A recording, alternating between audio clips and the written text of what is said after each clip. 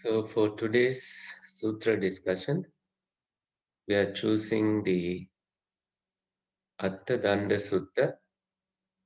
So Atta is self, Danda is a stick. So this self stick put together conveys a slightly different meaning. It may sound like someone who has taken a stick, but not to really fight with somebody, but in a way to protect oneself. When you protect oneself, you protect others. This is very basic understanding for anyone who thinks in terms of Buddhist terms. When you guard yourself with, uh, you have loving kindness as a protection, and that is also a protection that others receive from you. So danda, although it refers to a stick, it also refers to a way of training, inward training that goes into you, and to see where we should be in terms of looking at the world filled with quarreling, arguing, contending, and there is this unsatisfactoriness that if you look for it, you can find it everywhere. And this sutra belongs to the kind of even pre-Buddhistic, sort of very old. It definitely, even although we say pre-Buddhistic, that is just to say that the language you find here is very ancient. There is no Buddhist sutra that is pre-Buddhistic. But there is this pull towards the ancient language. If you are able to read in Pali, you realize that this is also um, rich with that ancient language. And the place of it is in small books, the Khuddaka Nikaya collection. There you have the Sutta Nipata, the collection of sutras, and also a collection called, inside of it, you have a collection of octants, Attaka. Attaka means octants. The verses have only 8 verses in that collection. So, so the Attaka Vagga has this sutra called Attadaṇḍa Sutta. And I found somebody has done this amazing work on it.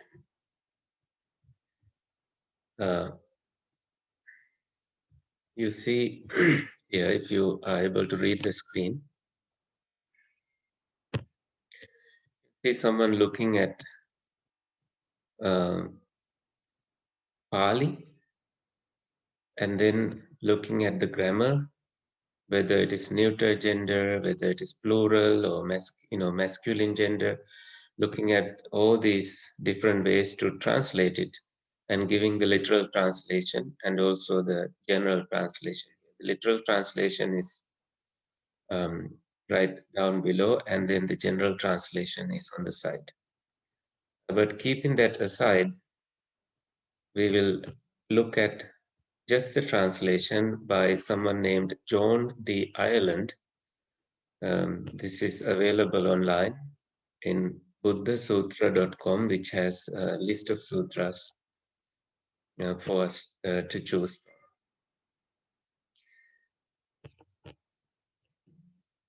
Violence breeds misery. Look at people quarreling. I will relate the emotion agitating me. Well, you see it in very small font here. So hopefully you can see that the font is a little bigger now. Violence breeds misery. How does violence breed misery? I think it's self-explanatory that misery is any form of suffering, and in a place of violence, when someone has taken a stick to control a fight, you don't know whether you are hitting a friend or whether you are hitting the wrong person. You really don't have any idea because you are just really fast moving and you may hit the wrong person. This includes stabbing or any form of violence, and it causes so much suffering. And the commentary says, uh, you will be punished by the king, your wealth will be taken by the king, your skin will be peeled, and you will be thrown into jackals or tigers.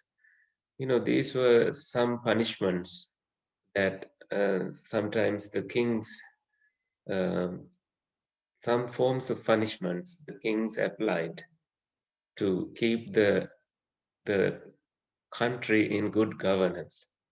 So, referring to that, the commentary says any violence can breed misery. And there is this thing saying, look at people quarreling. This is the Buddha saying. He sees people quarreling. They have wars. They have had many big wars, even like during the time of the Buddha. He has attempted controlling kings from getting into wars and telling them, no, don't slaughter human life for trivial needs. So before Buddha and during the Buddha and after the Buddha's time, even after the Buddha's appearing in the world, these violent things never cease to exist.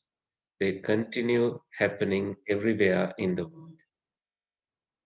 In small scale and large scale, people even now fear different, like Third World War coming, or some other form of nuclear war, or something will happen. And people are so somewhat, sometimes, it creates news in the world. And having seen that violence breeds misery, look at this statement. This says, I will relate the emotion agitating me. When you see that violence breeds misery, you have this samvega in you. Samvega is a kind of a rush that happens in you to stay away from violence. Also, because you can see when you do something violent, there is a fear that arises in you. Because you have done something, you have stolen something, you have done some harm to somebody or some property. So there is this emotion that comes with it, associated with that feeling. It comes, you know, think about this. Sometimes the king punishes you. When you hear that, until, you know, when you are free from that news, when you don't hear that, you don't think about it, you don't have any emotion. But immediately after hearing it, you are the person who is beginning to punish you because there is an emotion that arises in you. There is this dread and fear, thinking what kind of punishment you will get, whether it's going to cost with your life. That kind of thinking comes, and that is going to punish you more than even before the king really catching you and punishing you. King's officers will come and punish you, but before that, you punish yourself.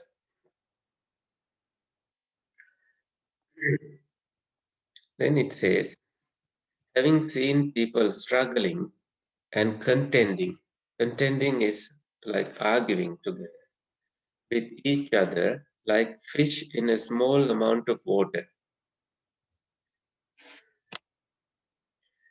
Fear entered me.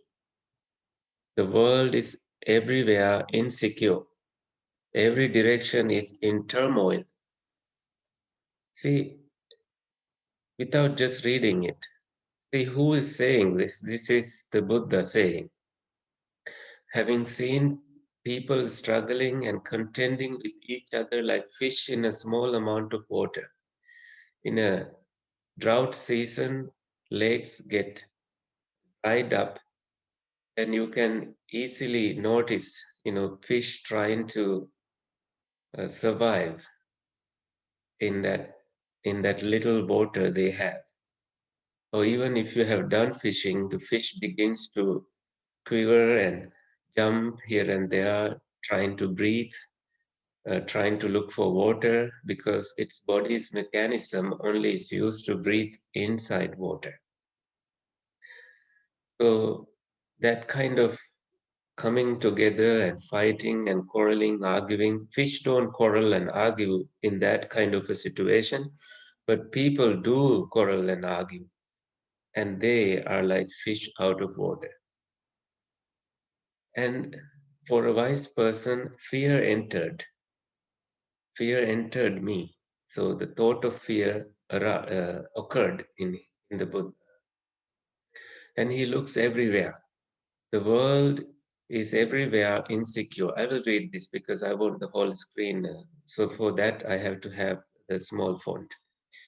World is everywhere insecure. Every direction is in turmoil. Desiring an abode for myself, I did not find one uninhabited. So the wise person looks for a place where there is no quarreling or arguing, and he doesn't find one. So you'll find a place where you can live alone and free, some other realm where you are able to stay free from this kind of trouble, but you don't find any place. This is so alarming. You think heaven is a place of happiness, but it is insecure also because fights can arise between heavenly beings and non-heavenly beings, even in heavenly realms, and records of which are found in some sutras. This is called the fight between Sura and Asura, those who are divine and those who are not divine. So there's no escape. And if you think there is an alien planet where you can go and stay, nobody guarantees that you can go there, even if there is one. Maybe it is already inhabited by some other being. Who knows?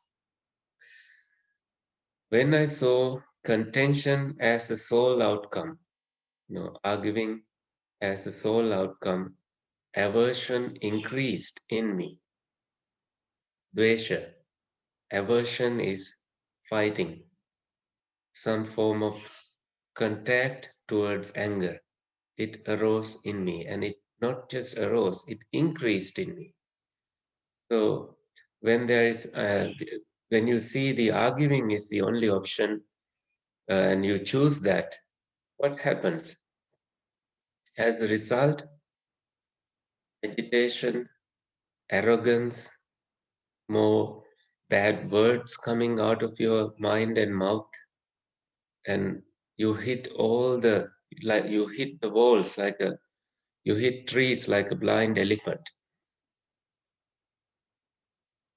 You put yourself in trouble. But then I saw an arrow here, difficult to see, set in the heart. So the arrow here is craving. Pierced by it, arrow's nature is to pierce your heart. Pierced by it, one runs in every direction. When you are pierced by an arrow, you run in every direction to find a way to get relief from it, asking somebody to cure you or pull it out for you. But having pulled it out, one does not run, nor does one sink. Now look, there are two actions. When you have pulled it out, you don't need somebody's help. So you stop running for help and you do not sink in the mud of chaos. So sinking is one action and running is another action. These two things are not necessary for someone who has stopped aversion. You have pulled a craving. So when there is craving, there is a need to protect your opinion, so you fight. When you have pulled out the idea of having your opinion, you don't fight. This is an easy way to make peace with oneself. Here follows the rule of training. So this called is that way translated as the training sutra, the rule of training, Attadaṇḍa. So taming oneself.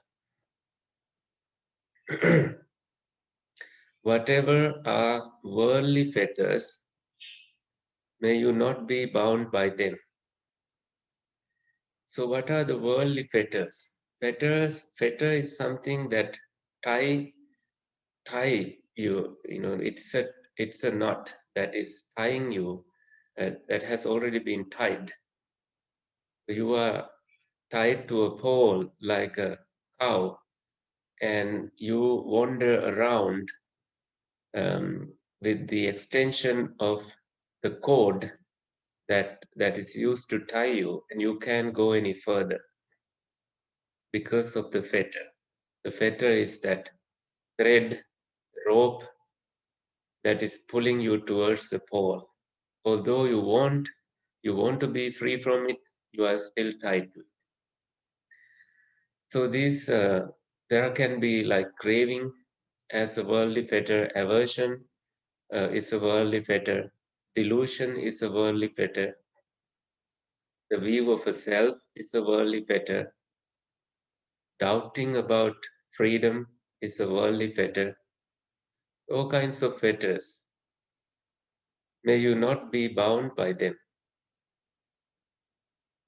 Completely break down sensual desires, so hindrances, and practice so as to realize Nibbana for yourself.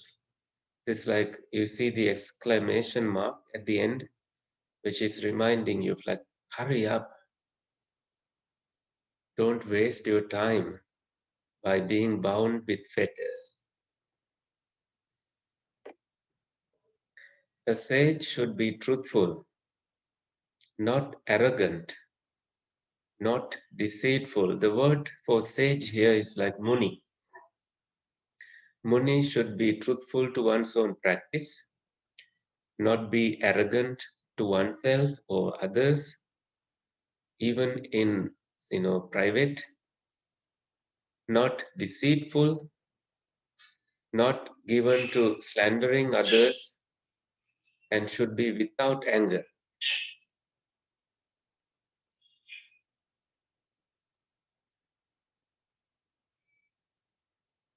This is talking about being free from anger. He should remove the evil of attachment and wrongly directed longing, a longing for wrong stuff.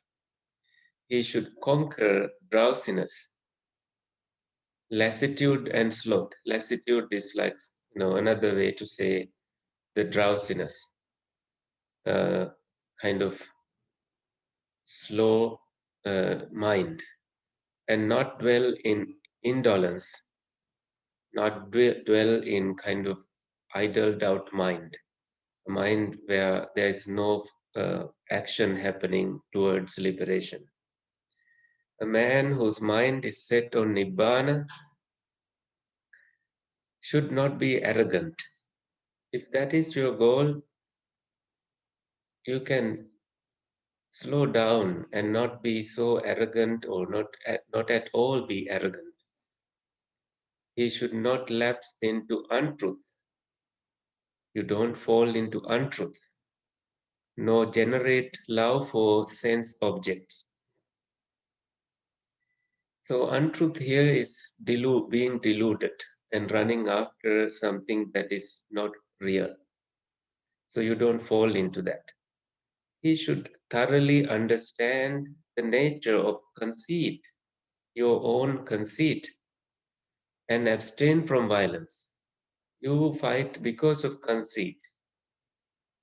The idea of you being either equal, lower, or bigger than someone else. There is this conceit that is being manifested in worldly beings. There's so much wisdom in these.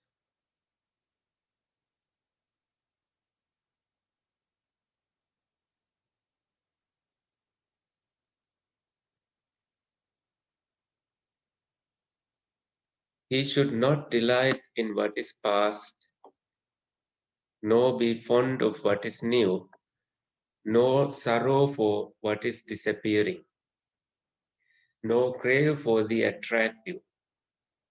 These are all the things we normally do, delighting in the past, delighting in things that you have enjoyed, delighting in things that are new, and also sorrow for, when things disappear, when things are no longer yours, when you can't see your siblings, you experience grief, or your beloved, once there is past sorrow that comes inevitably.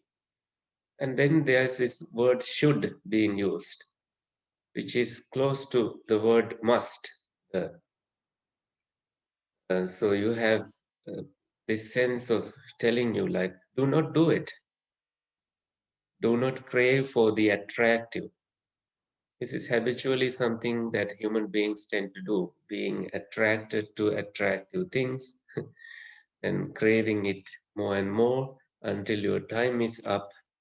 And then, without you knowing, you say goodbye. Greed, I say, is a great flood. It is a whirlpool sucking one down, a constant yearning, seeking a hold, continually in movement. So greed is looking for something to hold.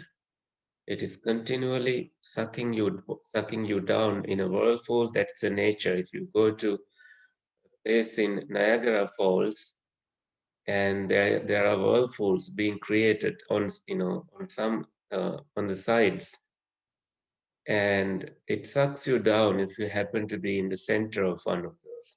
That's just like greed, sucking you down, and before you come out, there's no enough time for you to find safety on the surface to breathe, and you are taken by it.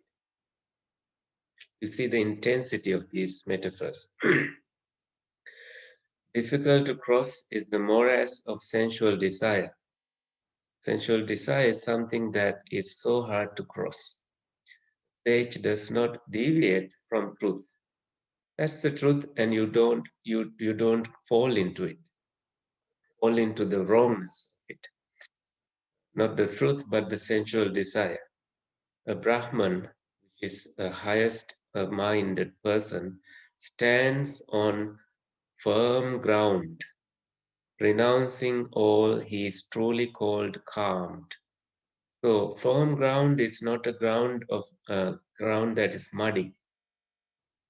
So morass of sensual desire. Morass is a morass. That's the word. Morass is like a muddy place.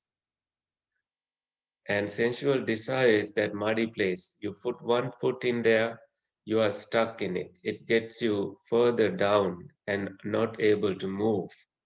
You see, sometimes animals get stuck in mud and you have to go rescue them. It involves some tremendous amount of work to free them. So, to stay in firm ground has to be our wish. Having actually experienced and understood the truth, the Dhamma, he has realized the highest knowledge and is independent, comports himself correctly in the world, So you dwell in the world, you behave in the world correctly, and does not envy anyone here. In terms of belongings, titles, you don't envy anyone because that's the right way to conduct in the world yourself. He who has left behind sensual pleasures, an attachment difficult to leave behind.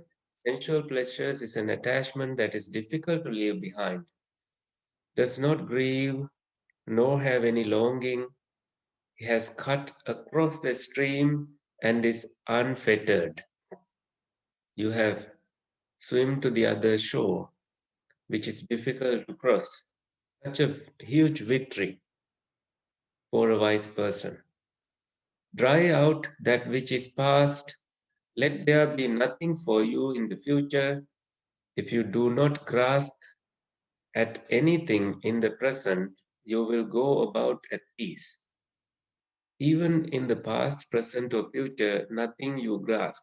This is referring to a state of real calmness. One who, in regard to this entire mind body complex, has no cherishing of it as mine. You don't take the body as mine, not even the mind as mine. So nothing in body-mind relationship is taken as mine. And who does not grieve for what is non-existent, truly suffers no loss in the world. If you do not grieve for what does not exist, it's you who has made that this is mine, this should be my way, but that does not exist. That is yourself mentally creating that experience. And when you have no grief towards anything like that, you suffer no loss. Anything lost, you don't suffer it. There's no one suffering in that experience. For him, there is no thought of anything as this is mine or this is another's. No, not finding any state of ownership and realizing nothing is mine, he does not grieve. Even the dwelling place where you live, particularly for a monk, he can, if he wants, he just leaves that place for his own freedom, because that is where there's no sense of belonging in any place for him. If it comes to your family, you think that is the only place where you belong, and you are bound to suffer. If you want to leave, you do leave, but in a way, it's hard for worldly beings to do because they are bound in certain ways to their family. But for a muni, a sage who has renounced the world, there is no such bondage. This is talking about that kind of a muni, person who is free. So last, to be not callous, not greedy, at rest and unruffled by circumstances. I need the meaning of callous.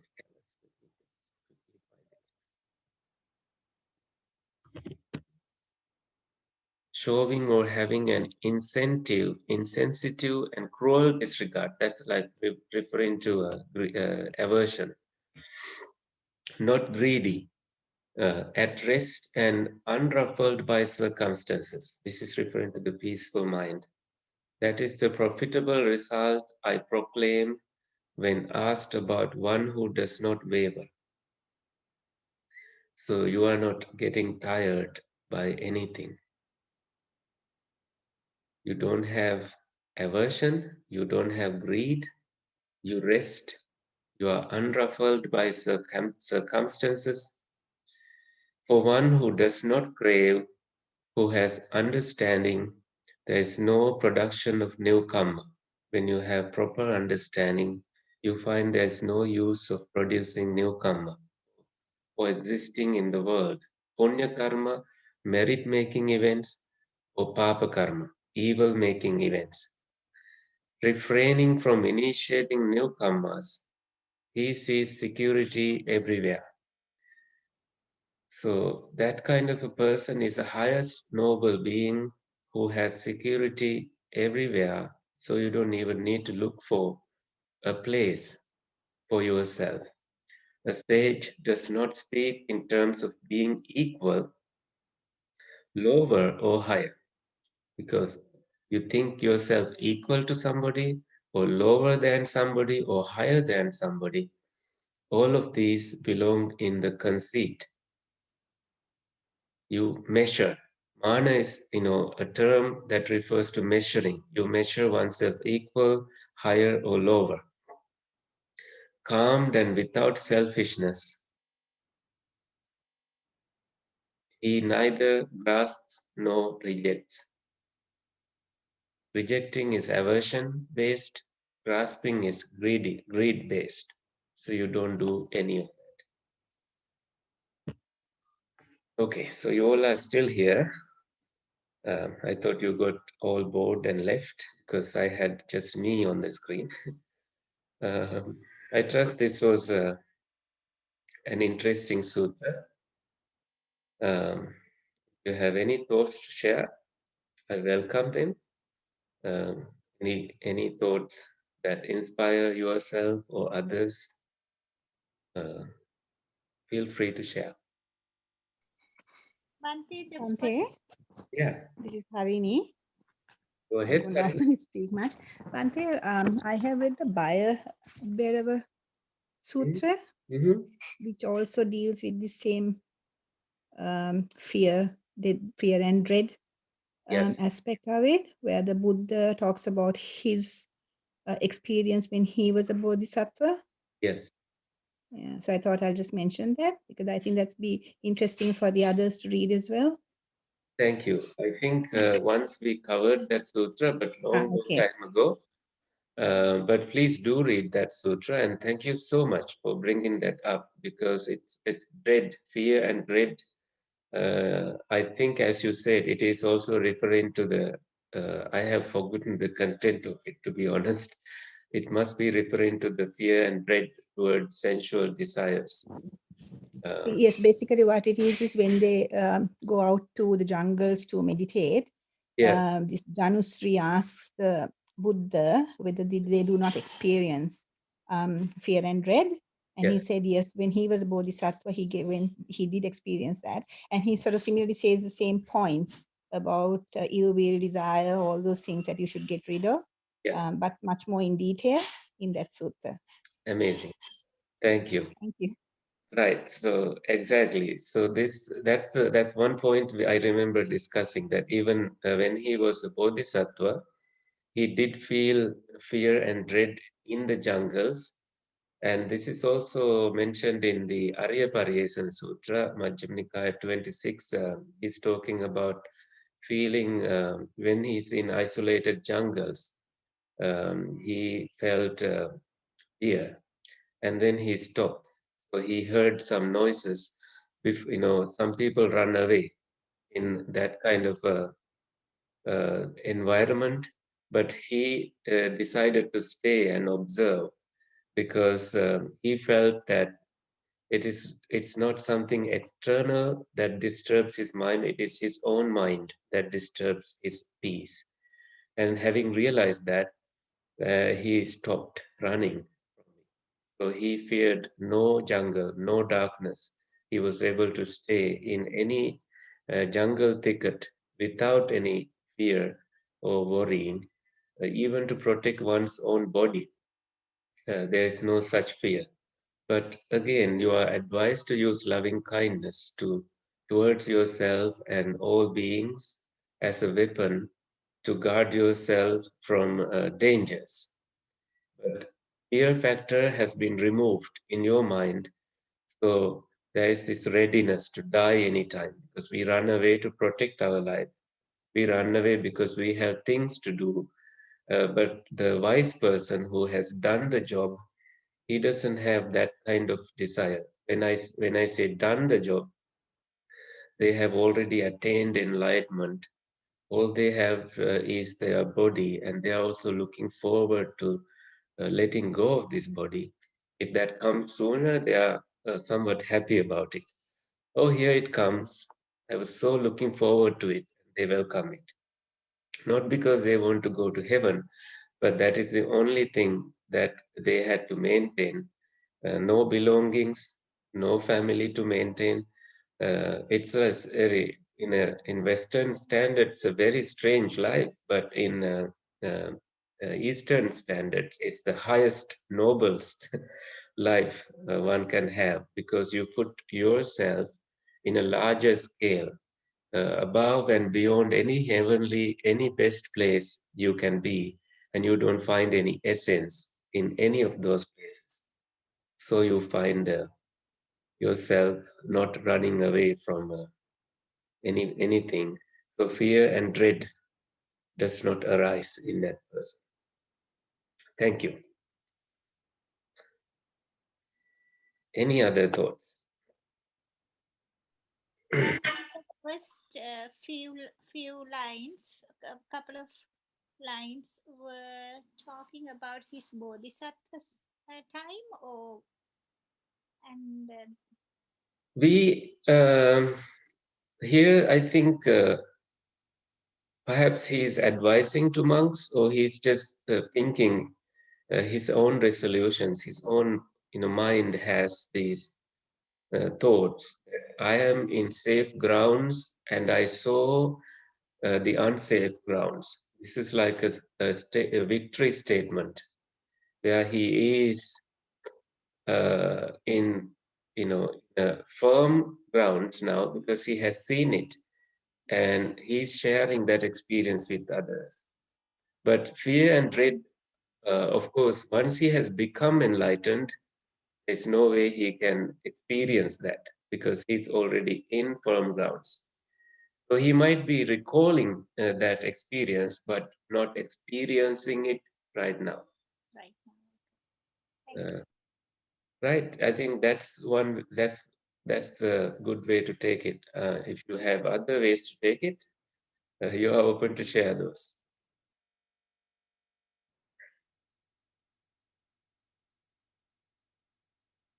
All right. So looks like this is it. I trust that you all are staying safe. Brandon, are you going to share something?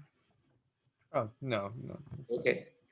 Um, I saw you unmuted, so I want to make Oh, sure yeah. I was not to getting cut ready. you off. All right. Happy meditation. Have a great rest of the week. Stay safe, and let's meet the week after. And Bante Sankicha will do the discussion next. Take care. Thank you, Bante. Take care. Thank you, Thank Bante. you, Bhante. Thank you. Sure.